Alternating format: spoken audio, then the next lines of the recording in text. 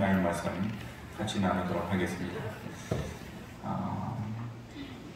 한 달 정도는 뉴스를 접할 수 있는 상황이 안 되었고, 또 접하고 싶지 않은 마음도 있었고, 그래서 세상 돌아가는 소식에 단절되는 시간들이 있었는데, 그렇다고 완전히 인터넷에 노출된 우리들의 삶을 포기할 수는 없잖아요. 그래서 국제사회, 지구촌 소식이 어떻게 돌아가나 핸드폰으로 그 뉴스를 보는 중에 참 황당한 소식을 하나 접하게 되었는데, 여러분들도 뉴스에서 그것을 보았는지 모르겠어요. 한 2주 정도 전에 있었던 일로 생각을 합니다.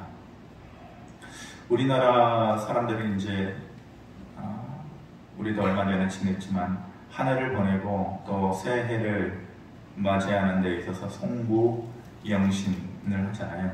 교회에서도 송구영신 예배를 드리고 그렇게 새해를 맞이하면서 보신과 종을 타종하고 이러는데, 우리는 그렇게 새해를 맞이하는데 이러한 사람들도 똑같이 지구촌에 있는 어떤 사람들도 새해를 맞이하는 마음은 각별하겠죠. 근데 시기가 좀 달라요. 우리는 그렇게 1월 1일을 맞이하면서 하는데, 그 사람들은 3월에 춘분을 맞이하면서 새해를 맞이하는 그러한 전통, 시간적인 전통이 우리하고는 좀 다른 거죠. 그래서 얼마 전에, 2주 전에 새해를 맞이하는 그러한 엄청난 축제를 벌였단 말입니다. 그런데 기쁘고 행복하고 또 희망차고 이래야 되는 그러한 축제인데 피로 얼룩진 축제가 되었죠. 폭죽을 터뜨리는 가운데에 그 폭죽이 잘못되고 또 사고가 나서 약 27명이 그 자리에서 죽고 부상당한 사람은 4,000명 정도가 세워진다고 하고 200명 정도는 팔다리를 쓸 수 없을 정도로 심각하게 부상을 당한, 그렇게 즐거워야 되고 희망차야 되는 새해맞이 축제가 피로 얼룩진 그리고 황망한 그러한 장소와 시간이 되었던 것이죠. 이유가 뭔가? 그러니까 그 축제의 분위기를 한껏 드높이기 위해서 폭죽을 불법으로 개조하는 거예요. 그래서 화약 성분을 더 넣고 더 강하게 축제 분위기를 띄우기 위해서, 그러다 보니까 이것이 폭발성이 강해진 거죠. 그리고 그 폭죽에다가 넣어서는 안 되는 그런 이물질들, 구슬 같은 것도 넣고, 어떤 사람들은 그런 것이 이제 폭발물처럼 터지니까 눈에도 들어가고 몸에도 박히고, 그래서 약 4,000명 정도 되는 사람이 크게 부상을 당하는 그러한 축제가 비극이 되고 슬픔이 되고 절망이 되고 상처만 남는 그러한 시간이 되었던 것이죠. 저희가 오늘 종려주의를 맞이해서 기억하면서 보냅니다. 제가 이번에 종려주의를 맞이하면서 느끼는 감정과 생각은, 우리의 종려주일이 마치 그것과 같다.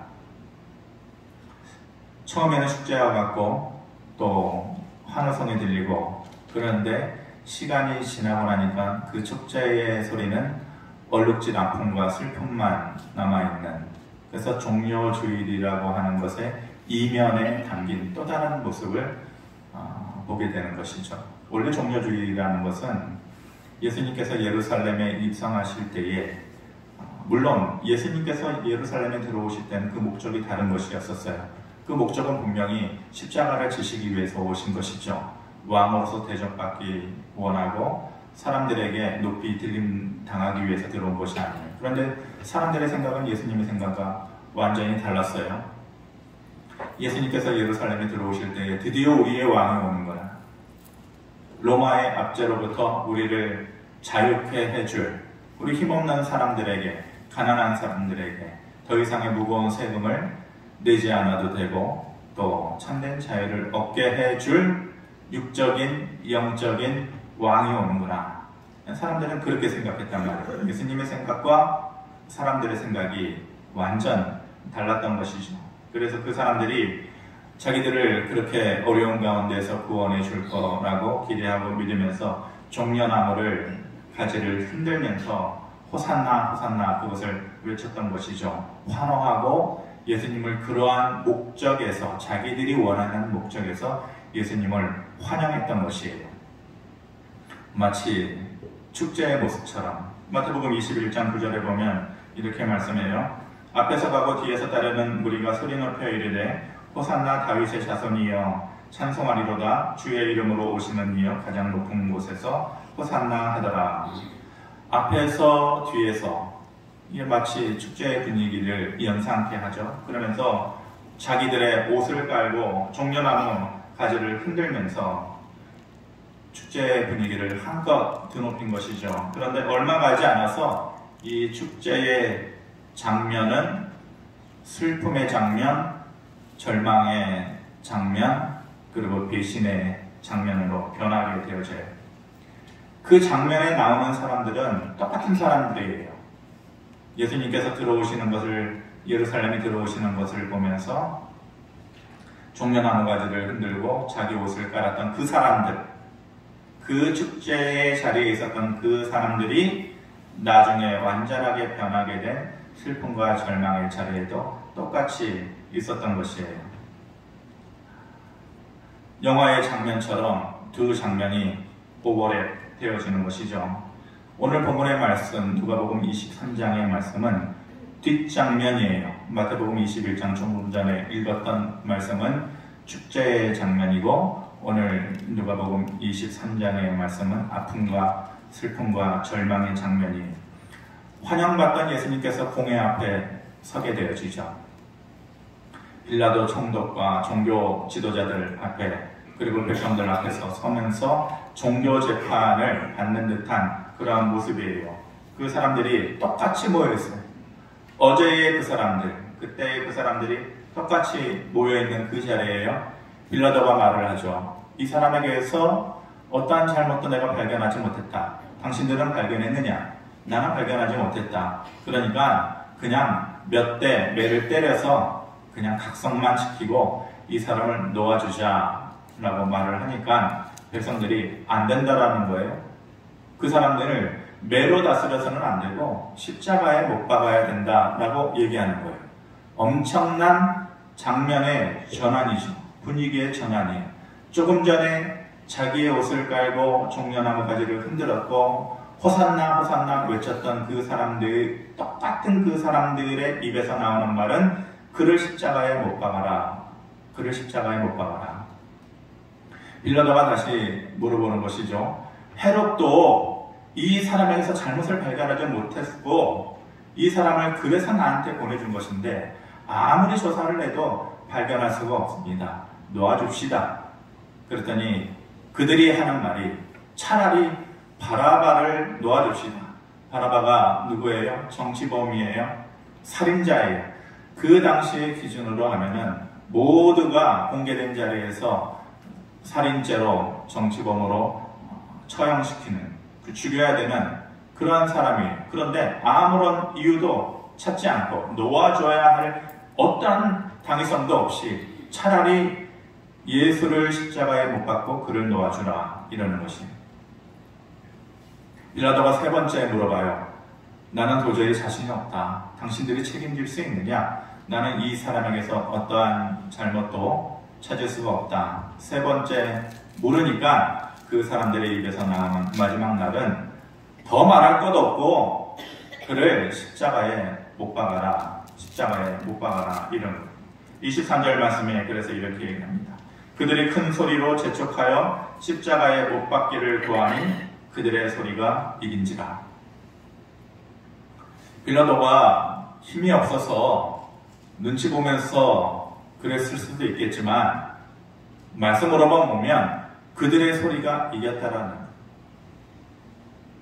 막무가내로 자기들이 환호하고 호산나를 외쳤던 그 축제의 분위기에서 이제는 완전히 달라진 분위기를 연출을 하면서 이제는 그들의 소리를 한껏 높여가지고 빌라도의 정직한 재판을 넘어 이겨낼 만한 그러한 소리로 그들이 십자가에 못 박으라고 외쳐낸 것이죠. 사람들이 환호하고 희생했어요. 자기의 옷을 바닥에 깐다라는 것은 희생의 의미고 최고의 예우를 해준다라는 것이거든요. 그리고 기대했었죠. 그런데 한순간에 그 모든 모습이 변하게 됐어요.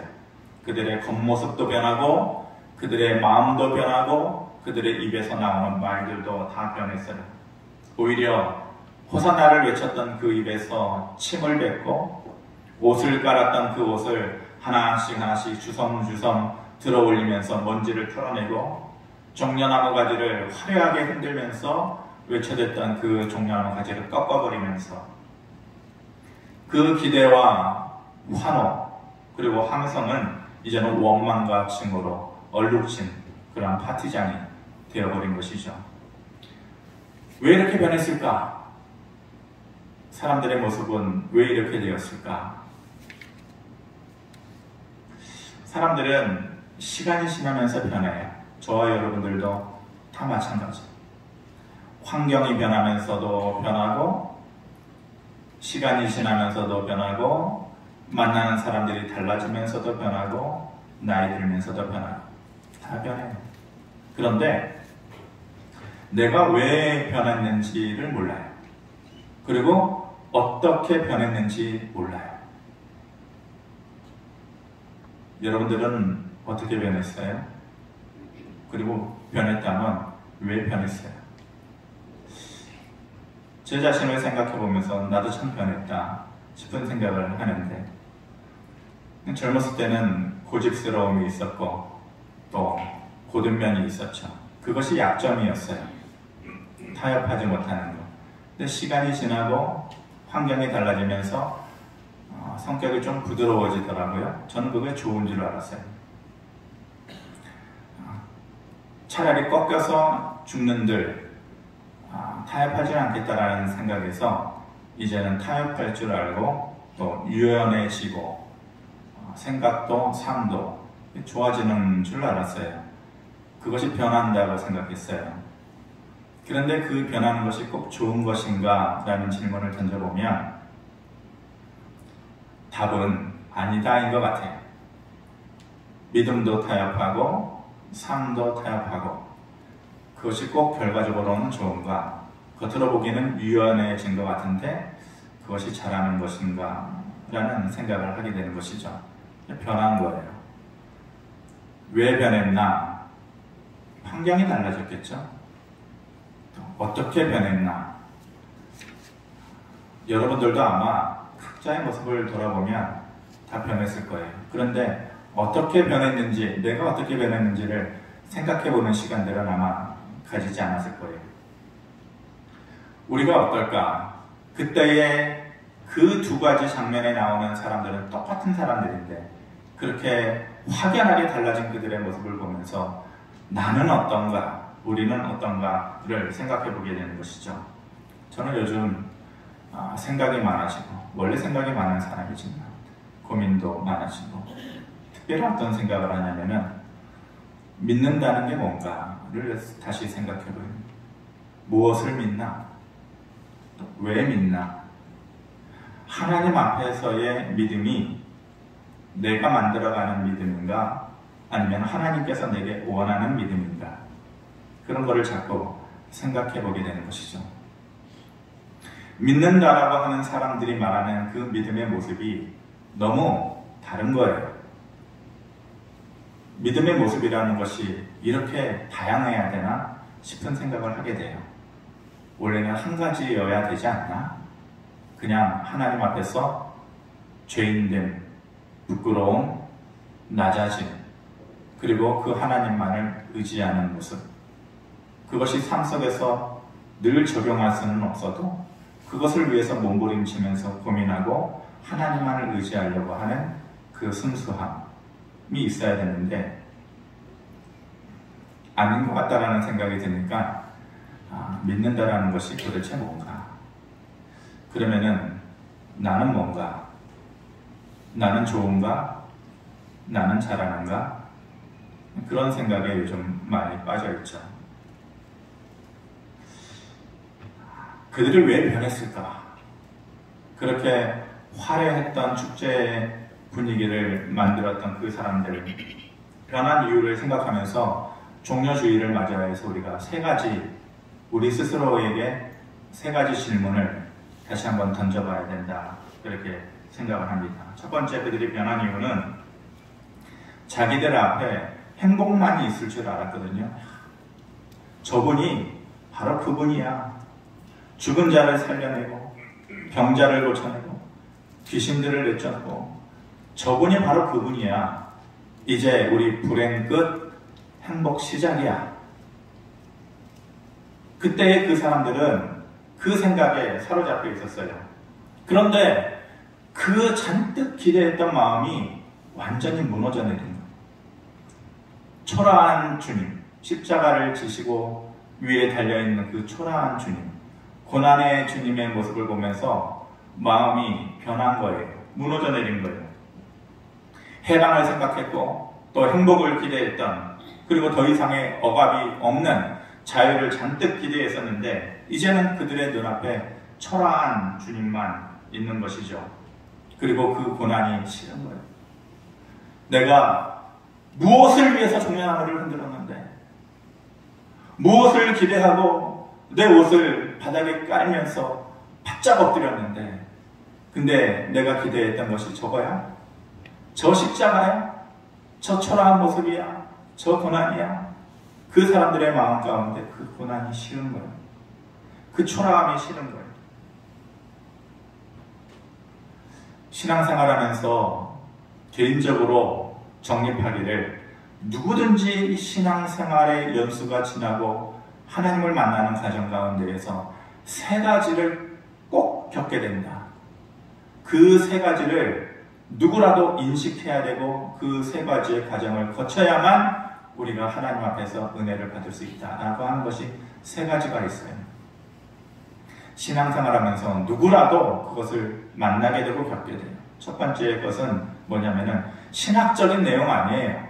그냥 제가 스스로 느끼는 거예요. 첫 번째는 기다림이에요. 새벽 예배 때 내가 자주 말씀드리는 건데, 신앙생활을 하고 믿음 생활을 하는 과정 가운데서 누구라도 겪어야 되고 겪게 되는 것은 기다림이다. 믿음은 기다림을 동반한다. 누구라도. 하나님께서 곧바로 우리가 원하는 것을 채우시지 않아요. 기다림의 시간을 꼭 가지게 만들어요. 그것이 때로는 10년이 되기도 하고 20년이 되기도 하고. 그런데 이 기다림은 믿음 생활하는 데 있어서 꼭 동반되는 것이에요. 첫 번째 것은 기다림이고, 또 신앙생활하면서 반드시 겪어야 되는 것이 뭐냐면 시험이에요. 시험. 이 시험은 우리가 흔히 아는 템프테이션, 유혹을 위한 시험이 아니라 테스트, 더 높은 단계로, 더 깊은 단계로 들어가기 위한 하나님께서 우리에게 주시는 시험이죠. 내가 나를 향한 너의 마음을 확인하고 싶어. 하나님께서 어느 때가 되면 누구에게라도 그것을 원하셔요. 그래서 신앙생활 하다 보면은 이 시험이라는 것이 꼭 동반되게 돼 있어요. 그리고 또 마지막으로 세 번째가 고난이에요. 그 시험이라는 것은 무엇으로 삶에서 드러나는가? 고난의 모습으로 드러나요. 그러니까 신앙생활 하면서 당연히 이 세 가지의 것은 내게 있으려니 생각해야 돼요. 그것이 찾아오면 당연한 것이다. 하나님께서 당연히 우리에게 주시는 것이다 생각해야 돼요. 첫 번째는 기다림, 두 번째는 시험, 세 번째는 시험의 모습이 삶 속에서 드러나는 고난. 이것은 당연히 우리에게 있어야 되는 것이에요. 주님께서 그 영광을 나타내신 것은 십자가에 고난이 있었기 때문에 그런 것이에요. 고난의 다리를 건넜기 때문에 최후의 영광의 모습이 있었던 것이죠. 로마서 8장 17절 말씀에 이렇게 얘기합니다. 우리 같이 한번 읽어보겠습니다. 시작. 우리가 그와 함께 영광을 받기 위하여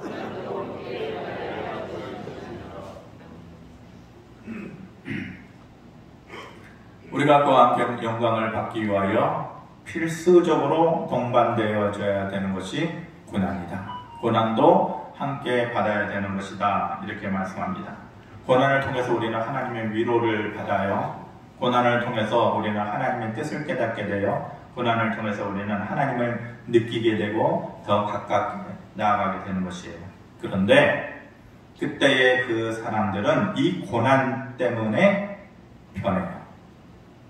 마음이 변하고 그들의 얼굴의 모습이 변하고 그들의 입에서 나오는 말이 변하는 것이에요. 그래서 첫 번째 우리가 던지는 질문은, 그럼 나는 고난 앞에서도 변하지 않을 수 있느냐는 질문을 던져요. 종려주일에 호산나를 외치는 모습, 이제 그거 말고 그 뒷면에 숨겨진 모습을 생각하면서 우리 자신을 향해서 던져야 되는 질문이, 나는 고난 앞에서 변하지 않을 수 있느냐? 고난을 겪으면서 뭐지? 하나님께서 나를 향한 하나님의 뜻이 있는 건가? 뭘까? 낮아져야 돼요. 그 삶이 조용해져야 돼요. 겸손해져야 돼요. 이때가 지나면 하나님의 뜻이 이루시겠지라는 잔잔한 기대를 가져야 돼요. 그런데 그렇지 않는 것이죠. 이것을 포기하는 거예요. 고난 앞에서 그 사람들이 그것이 싫어서 그들의 모습이 변하고 말이 변했던 것처럼 우리도 똑같이 그런 삶의 모습으로 살아간다는 말이에요. 고난을 통해서 우리는 부드러워져야 돼요. 겸손해져야 돼요. 낮아져야 돼요. 난폭한 삶의 모습이 있다면 온화해져야 돼요. 그런데 그게 싫은 거예요. 그 공회 앞에, 종교재판 앞에서 사람들이 예수를 십자가에 못 박으라고 막 하면서 돌아갔겠죠? 각자 돌아갔을 거예요. 자기의 집으로. 야, 어제는 내가 종려나무를 흔들었는데 오늘은 종교재판소에서 예수를 십자가에 못 박으라고 외쳤어요. 집에서 돌아가가지고 저녁 식탁 앞에 앉아서 맛있게 저녁을 먹고 포도주를 한잔하고 잠들었다. 참 편한 사람이죠. 세상 편하게 사는 사람이죠. 저는 조금이라도 생각이 있는 사람이라면 어떤 모습일까? 어제는 종려나무를 흔들었어요. 오늘은 종교재판소에서 저자를 십자가에 못 박으라고 외쳤어요. 저녁에 식탁 앞에서 밥을 먹으면서 커피를 한잔하고 잠들기 전에 천정에서 뭔가 자신의 마음 가운데 무거운 것이 짓누른 듯한 그런 마음이지 않을까요? 만약 조금이라도 생각이 있는 사람이라면 나는 왜 그랬을까? 나는 어제 환호하고 호산나를 외쳤는데 오늘 왜 십자가에 못 박으라 그랬지? 여러분들은 예배를 드리고 집에 돌아가겠죠? 돌아가는 길에 벚꽃길을 찾아서 참 벚꽃 잘 피었다. 집으로 돌아가서 아이들하고 맛있는 것을 먹고 월요일을 준비하면서 자자. 이게 아니라 종려주일에 던지는 세 가지 질문을 한번 던져봐야 돼요. 첫 번째, 고난 앞에서도 나는 변하지 않을 수 있는가? 그들처럼 나도 그렇게 살고 있는 것은 아닌가? 라는 질문을 던져봐야 돼요.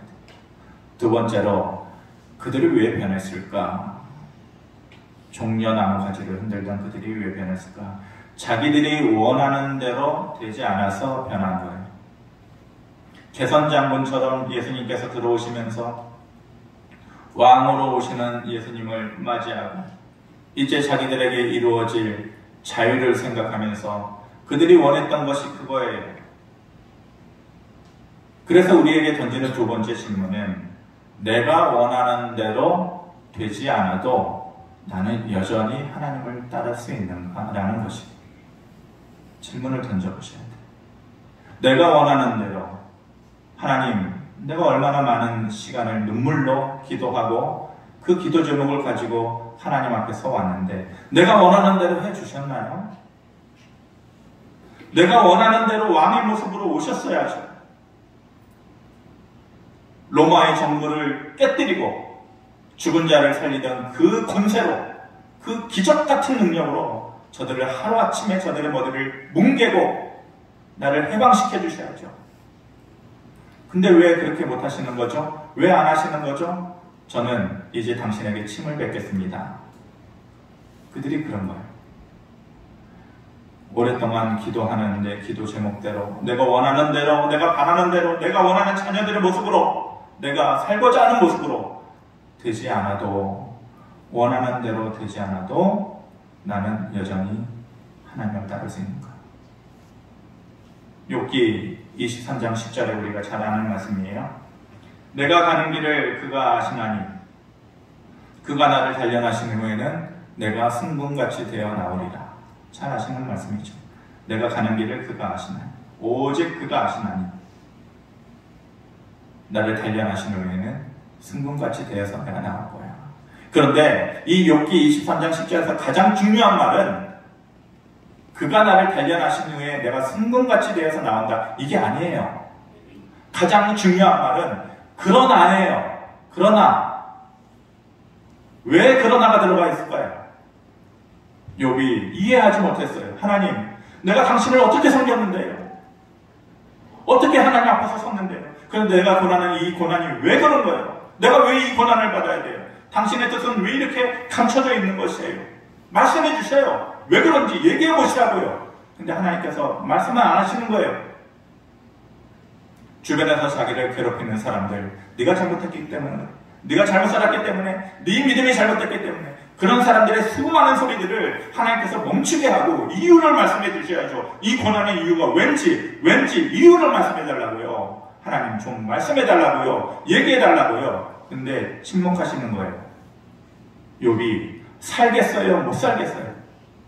변하겠어요? 안 변하겠어요? 못 살겠죠? 변하겠죠. 그런데 23장 10절을 말씀하면서 욥이 첫 번째로 말하는 것은 그러나 하나님, 그 고난의 이유가 몰라도, 내가 원하는 대로 되어지지 않아도, 그러나 내가 가는 길을 당신은 나보다 더 잘 아십니다. 이 시험의 시간 지나고 나면 분명히 당신이 나를 승분같이 만들어 주실 것입니다. 내가 원하는 대로 되어지지 않아도 당신은 내 길을 알아요. 나보다 나를 더 잘 아셔요. 선한 길로 분명히 인도하시고 채우실 거예요. 라는 그 생각이 욥에게 있었던 것입니다. 저와 여러분은 그런가요? 내가 원하는 대로 되어지지 않는다면 그 하나님 앞에서 우리의 모습은 어떻게 변하나요? 그러나 이 처음 말을 할 수 있나요? 우리의 믿음이 어떠한가를 들여다봐야 돼요. 마지막 질문, 종료주일에 던지는 세 번째 질문. 나는 돌아가는 사람인가, 돌아서는 사람인가? 그 광장에 그 사람들, 종려나무를 흔들던 사람들, 십자가 앞에 그 사람들, 다 돌아섰어요. 그러나 그 돌아서는 사람들 사이에서 다시 그 십자가로 돌아가는 사람들이 있었어요. 누구예요? 베드로, 그리고 제자들. 다 예수님 싫어요. 예수님 연약함이 싫어요. 초라함이 싫어요. 배신하고 도망쳤던 사람들 아니에요? 그런데 다 세상을 향해서 돌아가서는 그 사람들 사이에서 다시 십자가로 돌아가는 사람들이 있었어요. 그리고 여인들도 있었어요. 자신들의 모습을 지적당했을 때에 가슴을 조이면서 이제 우리가 어찌할꼬 눈물로 외쳐내는 사람들이 있었어요. 마지막 질문을 던집니다. 나는 세상 속으로 돌아서는 사람인가? 아니면은 그 마지막에 다시 십자가로 돌아가는 사람인가? 우리 모두 베드로의 연약함을 다 가지고 사는 사람들이에요. 하지만 돌아가는 사람에게는 반드시 하나님께서 주시는 또 다른 기회가 있어요. 그런데 유다처럼 실패했다고 세상으로 완전히 돌아서는 사람은 그것도 끝인 거예요.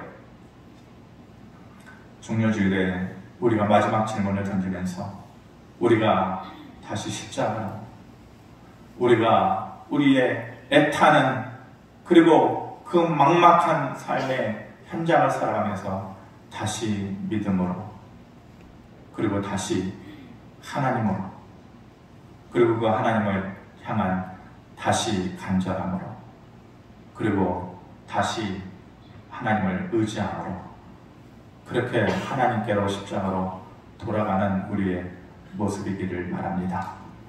세 가지 질문을 정리하고 마치겠습니다. 첫 번째는 고난 앞에서도 나는 변하지 않을 수 있는가? 두 번째로 내가 원하는 대로 되지 않아도 끝까지 하나님을 따라갈 수 있는가? 세 번째로 세상으로 나는 돌아가는 사람인가? 돌아서는 사람인가? 아니면 다시 십자가로 돌아가는 사람인가? 이 질문을 다시 한번 엄중하게 우리 자신에게 던져보기를 바랍니다. 교회에 나가시면서 벚꽃 구경 잘 하시고 저녁 잘 드시고 주무시기 전에 이 세 가지 질문을 한번 던져보시기 바랍니다. 고마우신 아버지 하나님, 모든 사람이 호산나를 외치던 그 장면은